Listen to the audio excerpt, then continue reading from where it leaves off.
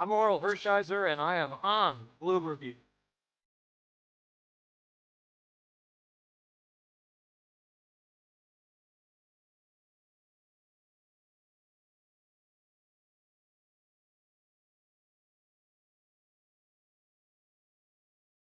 Hey, this is Sean Green. You're watching the Blue Review.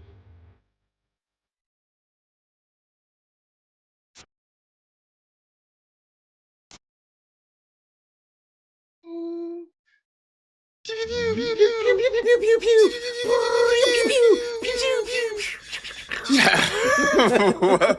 Plenty of lasers on a Thursday morning. Laser. Welcome everybody to the Blue Review presented by LAX. I'm Marcas Grant. That is Greg Bergman. Pretty good week in Philadelphia. Weird game, good game, but a good day overall for the Dodgers yesterday. Yeah, and so far, halfway through the 10-day trip, we are at 4-2. Hey, they are playing well, winning a series in New York, winning a series in Philadelphia. That's a solid start. Absolutely a solid start. So we'll talk a little bit about yesterday's game. Plus, maybe kick around an interesting question that Travis Rogers brought up about a particular Dodger as well. But first, want to let you know that the Blue Review is powered by LAX. The LAX Skylink train is currently in testing, preparing to provide a direct, fast, and free connection to the new rental car center, the airport terminals, and the LA Metro. For more information, visit lawa.org/ESPN. All right. Dodgers win 9-5 to take 2 out of 3 from the Philadelphia Phillies. God, they really are the two blondes at this point, aren't they? They are so bad at running the bases. I mean, I know everybody, I know people around baseball are upset with the Dodgers and they feel like what they're doing is unfair and yada, yada, yada. But let's take a moment to look at how much they are gifted wins by other teams, right? Like how much the Yankees in 2024 just played unfundamentally sound baseball, or how the Blue Jays made a couple of critical errors late in 2025, or how teams like the Phillies just run themselves into outs. I mean, the Dodgers are good, Greg, but if you're going to just give them gifts, that's going to make them even better. I mean, it's hard to be really good at defense, and this team is. I think you go back to the Blue Jays series that you're talking about. The Dodgers also made incredible defensive plays to win that game because of how much they put a premium on defense. That to me is that is a difference between a winning team and a losing team. You can get to the World Series based off of either power or pitching or whatever happens to be, but the Dodgers have the power, they have the pitching, and they have the defense, and that's why they are winning these World Series. And we mentioned it yesterday. That's why I think they win it again, because we keep seeing these good teams make mistakes, and if you make mistakes in the postseason, you're going to lose. I don't care how good you are. Yeah, that's exactly what it is, and that's exactly what we saw over the last few days there in Philadelphia. Obviously, the JT Realmuto toot blonde to end the game stands out, but then who was it yesterday? Was it Marsh? I can't remember who it was who just took Alec Bohm, maybe just took off running the third base on a ground ball right at Max Muncy. Like I don't understand. Max was like, "Oh, you're gonna just let me tag you?" Right here? Like, okay, cool. Sure. Like. All right. But maybe the big story of the game, Dalton Rushing, who had a huge day. And so I was in the car listening to the radio broadcast, and Steven Nelson talking about how much Dalton Rushing was struggling and how he really needs to pick it up at the plate. He was, I think, like 0 for 19 or something like that. Just a really horrid stretch. And then, bang, he hits a home run. And he drives in 3 runs. I mean, I know he's a young player. I feel like this is ups and downs with Dalton Rushing, but man, when he's hitting, like we have seen, Greg, I think the version of Dalton Rushing that the Dodger organization has seen that we have been hearing about. I know it comes and goes, but man, when he's hitting, he's a lot of fun to watch at the bottom of the lineup. Yeah, there's a reason that he was the number one prospect that they had when they're typically having guys 8 to 10 guys within the top 100 prospects, depending on which ranking you look at. But he was a number one. He's a top tier prospect, and he's showing it. We see it all the time, guys coming up, and they're these top level prospects. Gavin Lux was the #1 prospect at some point, come up and they just can't stick. And Dalton Rushing is proving that he can. Yes, he is going up and down. He is having some issues at times. The 0 for 19 that shows it. When you're playing every single day, you're gonna go through these slumps. 0 for 19 if you play once or twice a week is really is easy to get, but if you're going 0 for 19 and you're playing every single day, it becomes a lot more exacerbated. And he's showing that he can come out of it. He does have the power, and he's doing a good job behind the plate. So this is why the Dodgers held on to him and what they saw in him. But this is also why you have basically a 1A and 2B catcher, because obviously Dalton's not the level of Will Smith, but you have 2 top tier level catchers back there when Will Smith is healthy.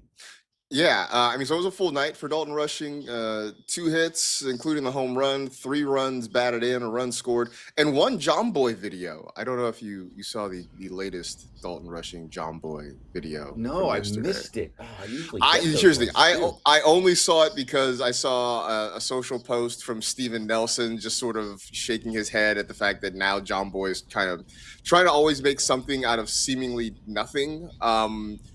It was, I can't remember what the play was. It might have been like a ball he blocked at the plate, and the runner on second started and then went back. And so the camera cuts to Dalton Rushing, and he looks at the runner at second, and he says, "Yeah, get the bleep back." It really, I think in the list of Dalton Rushing things, it's really mild.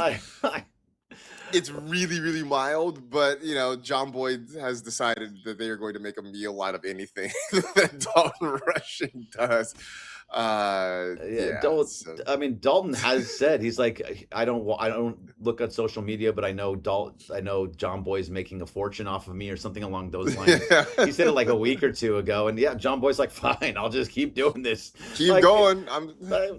Like that's not a villain thing to me. I think anybody that's behind the plate, if someone does that, they're gonna be like, yeah, get that. Like he just that's so low in the level of Dalton Rushingness things that that's fine. That's fine. I mean, literally, because I saw the Nelson post and I'm like, well, what did he do now? What did I miss? And so I actually had to go searching for it. Like I had to go dig around a little bit to actually find it. So maybe John Boy's losing his fastball a little bit. I don't know.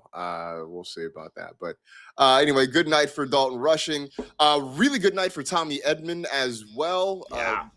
He had 3 hits, drove in 3 runs, including the bases loaded triple that really cracked the game open and sent a lot of Philly fans to the exits. I heard last night, Greg, he has hit in every spot in the order so far except the cleanup spot. I don't know what that means. All I know is that Tommy Edman, since he's come back off the injured list, has been on fire.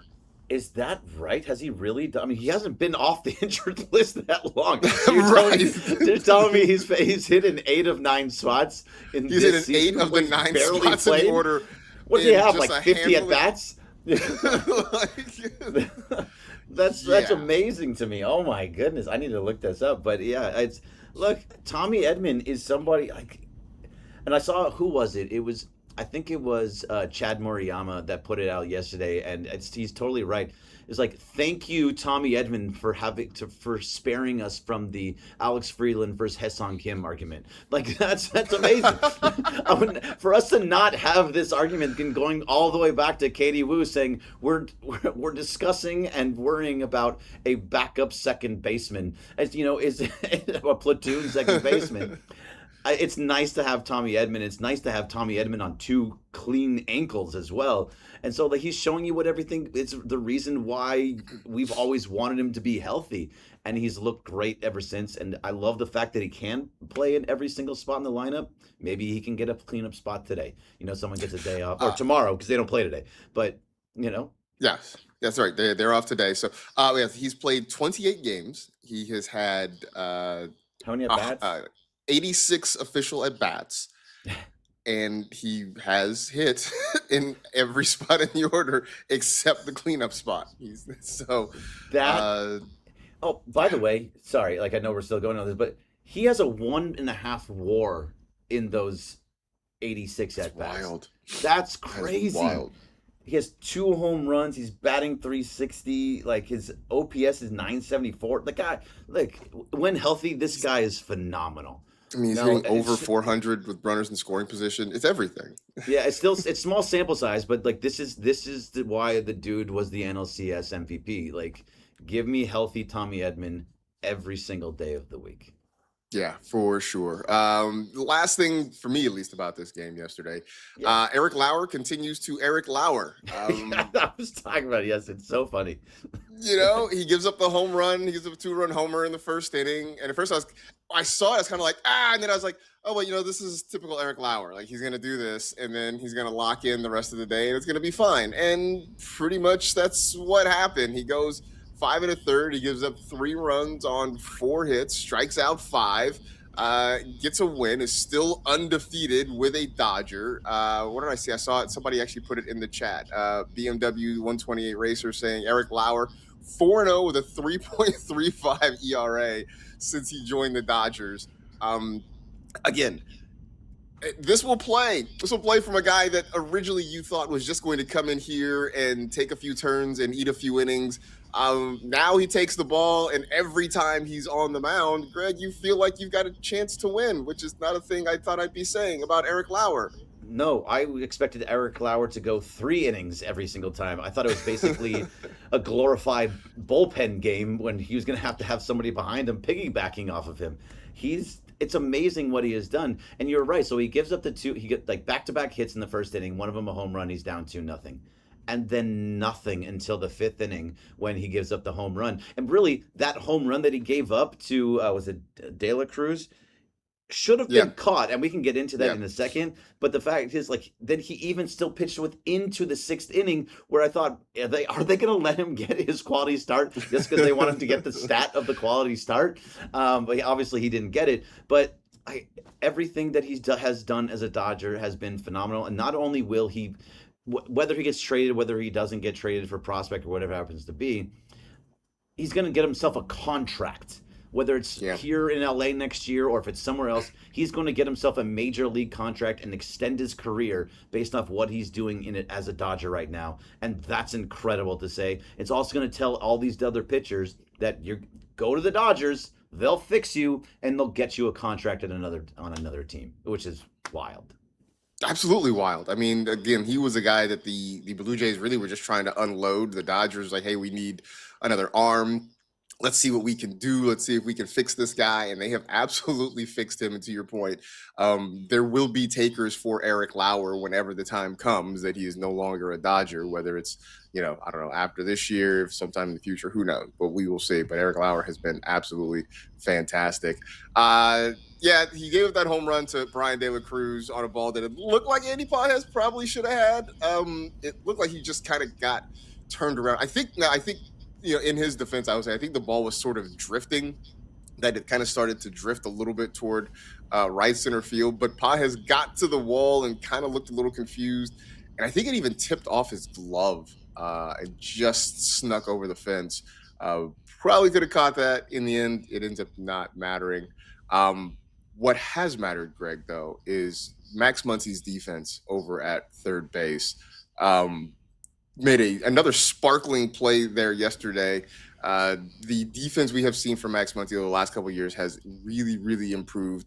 And is that part of, you were saying before the show that Travis Rogers had a really interesting question about Max Muncy. I would think the defense had something to do with what it is Travis was asking, correct?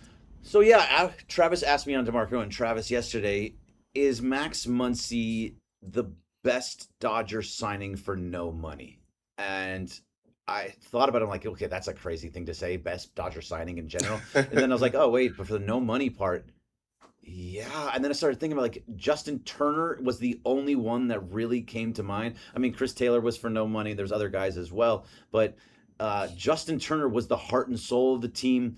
Max Muncy is now I would call him now the heart and soul of this team, and like he's being a leader in the clubhouse. He's a 35 home runs a year guy. He's at 20 home runs now. He got the 2-run shot off of Garrett Cole on Friday, the 2-run shot off of now for Christopher Sanch, no Zach Wheeler yesterday. Zach Wheeler, yeah. Zach. Then now he did a go ahead home run today yesterday. Like, this guy is now, but I think he is the best Dodger signing. He passed Ron Say for home runs as a Dodger. Yep. That's pretty amazing at 229. Like, I think the answer is yes. Max Muncy is the best Dodger signing for nothing, and that's kind of crazy to say. He makes $10 million this year, Mark. Right? Yeah, I never really thought about it.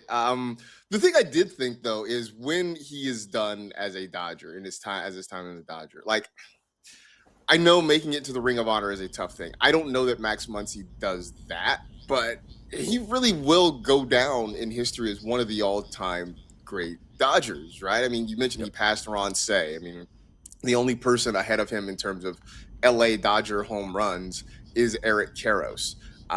He's been here for 3 World Series titles. Maybe 4 just now. Potentially 4, right? If they win another one here, I know he doesn't have any MVPs or anything like that, but in terms of just his everyday presence and what he's brought to the organization, the success that they have had and that he has had since being together, he really will be one of the all-time great Dodgers whenever it is that he's finished here. Yeah, no, you're absolutely right, and he has a chance to pass Eric Karros for all-time Dodger home runs. I'm sure he's going to get another contract. Like, I'm assuming he'll get another one, and he'll be here as a Dodger as long as they want him because of the defense that you're talking about. There was a play last night that he made, and I think we have it from Carlo if you can play it. He made a play where he was going to his left, went over the line, spun, turned, and hit Freddie Freeman.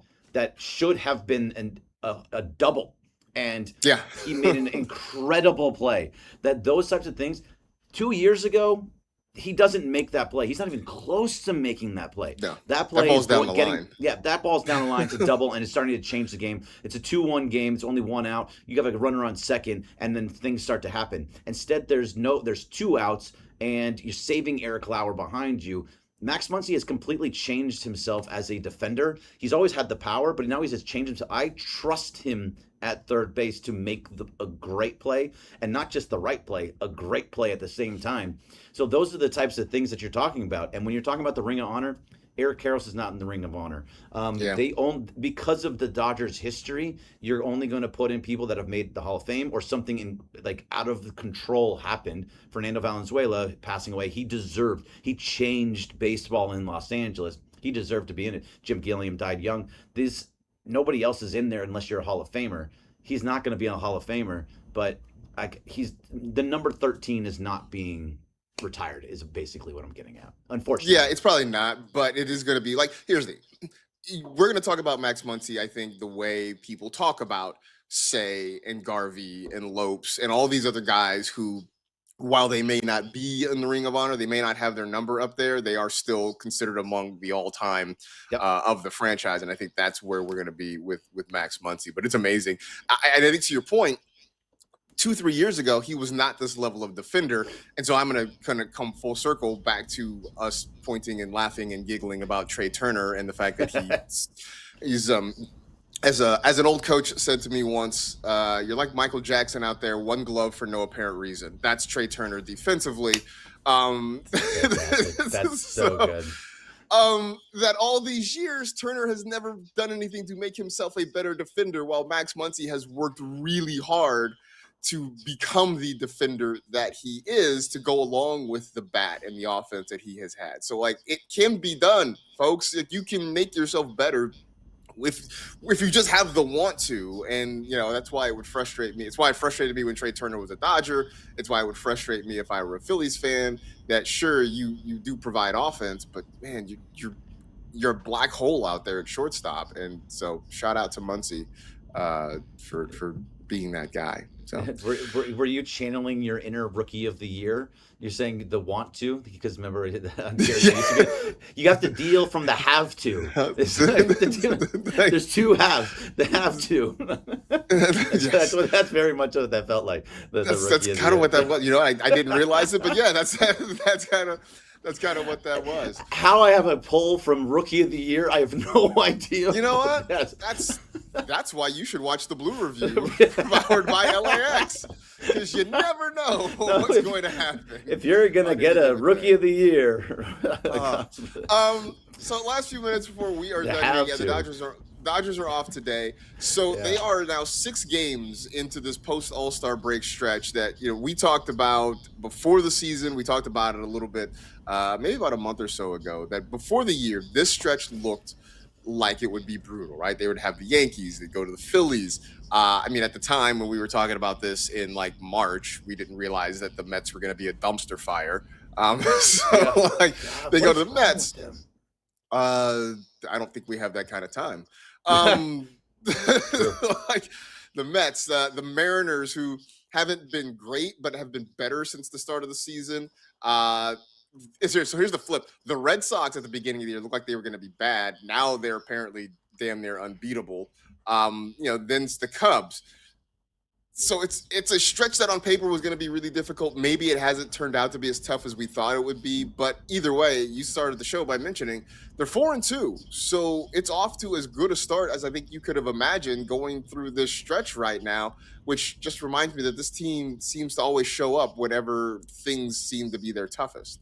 Yeah, they do over and over again. And that's why we love watching them day in and day out, because you feel, no matter what, you feel like they're in every single game. Like when they were down 10-4 against the Phillies in the first game, you knew they were going to lose, but at the same time, you're like, well, could they come back? Is it going to you stick around because you know that it's always a possibility, and it's why it's so fun to watch. And looking at like the Cubs are a decent team. I'm really interested in that Cubs series. I know it's down the line because of the PCA portion of it.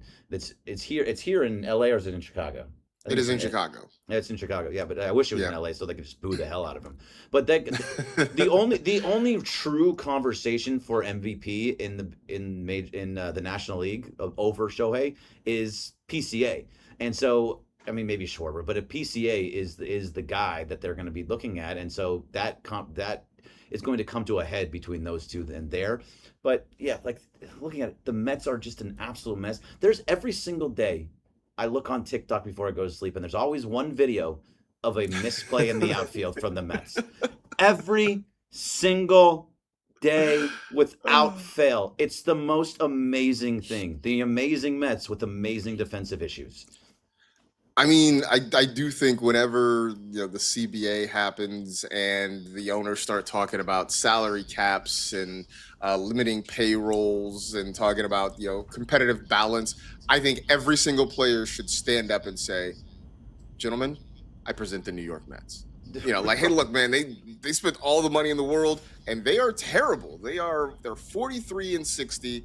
They have the third worst record in the National League.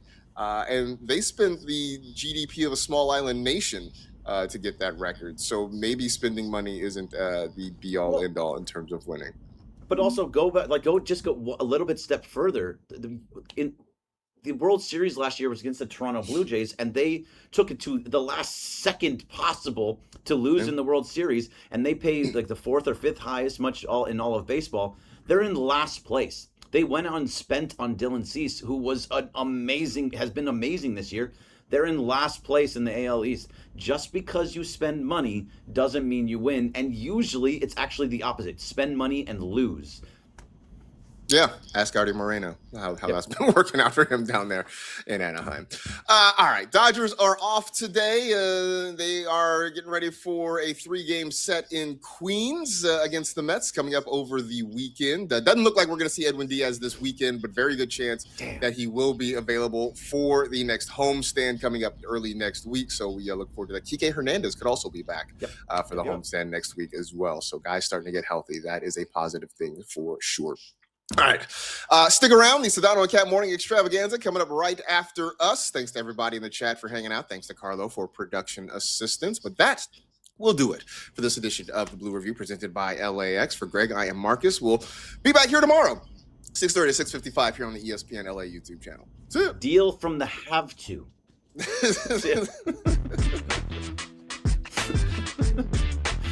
The Blue Review. The Blue Review.